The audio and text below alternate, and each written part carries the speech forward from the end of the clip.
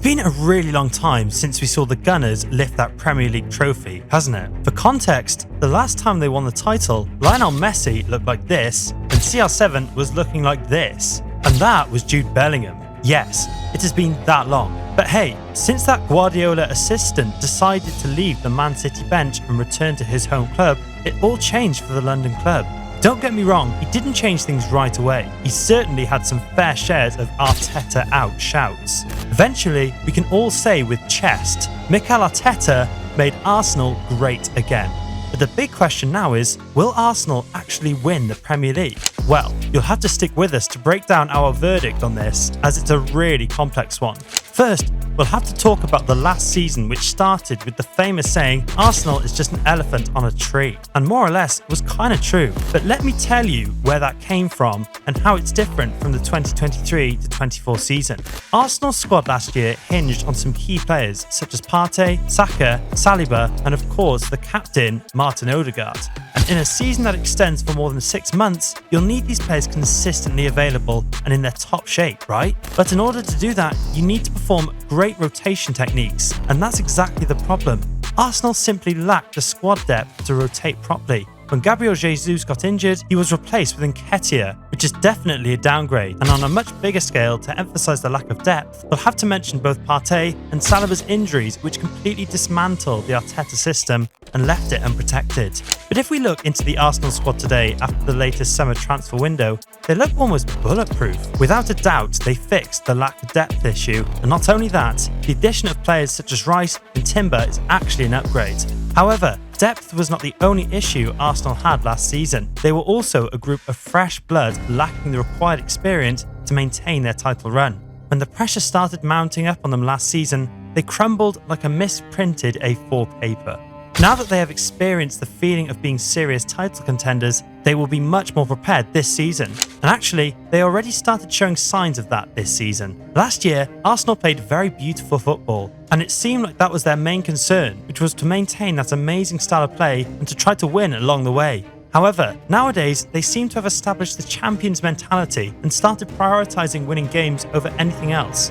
Some people might call that boring, but that is inevitable for any team that is serious about competing for any title. Moreover, they look really solid in the big games, and specifically, they managed to win against Guardiola's Man City side for the first time since 2015. And that's a really huge win in terms of morale and confidence. Because if you can win against the champions and basically the best team in the Premier League, then you can definitely win against any team. So to sum it up, Arsenal managed to fix their most prominent problems. But as always, there's more to the story. Firstly, Arteta's side may have better experience in the Premier League race, but they just got introduced to Champions League football, which will intensify after they qualified from the group stage to the knockouts.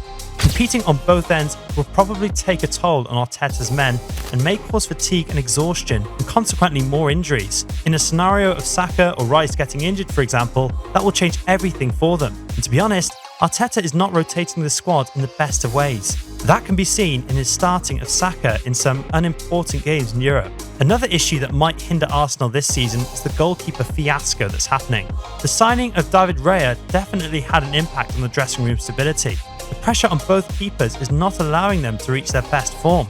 Both of them look a little bit lost and unconvincing whenever they start. For us, that's one of the weirdest decisions Arteta took, because Ramsdale is not a bad keeper by any means, and the gap between him and Raya is not that big, or even non-existent. We'll have to wait and see. The upcoming January transfer window might see Ramsdale parting ways with the Gunners.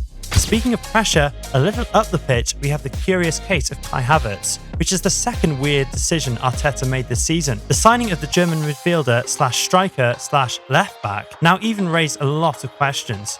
And after a few displays on the pitch, it raised many questions. Nobody knows yet what Arteta is planning to do with him, but up until now, he's not convincing at all, and the price tag is visibly affecting his composure.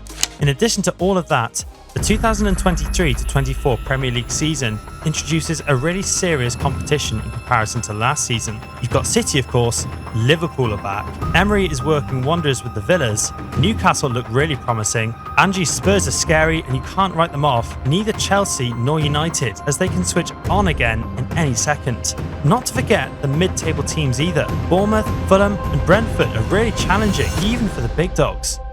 so it's not going to be easy for Arsenal or any other team this season.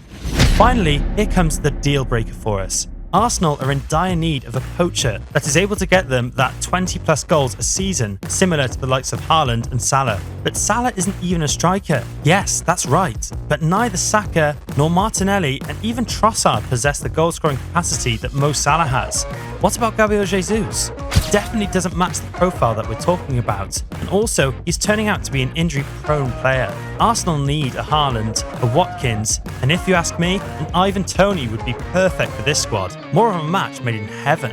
Of course, it's a huge risk following the 9-month ban he received, but it's definitely worth taking, as he's a player that massively proved himself in the Premier League.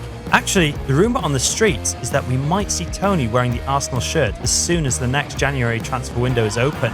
If they manage to close that deal, then we will be the first to go all in on their chances to lift that title at the end of the season. We simply think that all the issues we raised that might hinder Arteta's men are easily fixable, and other teams have similar problems, but that striker vacancy is the only major issue holding them back from winning it all after the very dry 20 years of wait. What's your say in all of this? Do you actually think they are serious contenders? And do you agree with us on the Ramsdale situation? And if you are an Arsenal fan, do you think Ivan Toney is the right way to go, or do you have another striker in mind? Let us know your thoughts in the comments and let's discuss it all. And remember to leave a like on the video if you enjoyed it and subscribe to the channel. Also, turn on bell notifications so that you never miss out on any of our new videos. Catch you in the next one.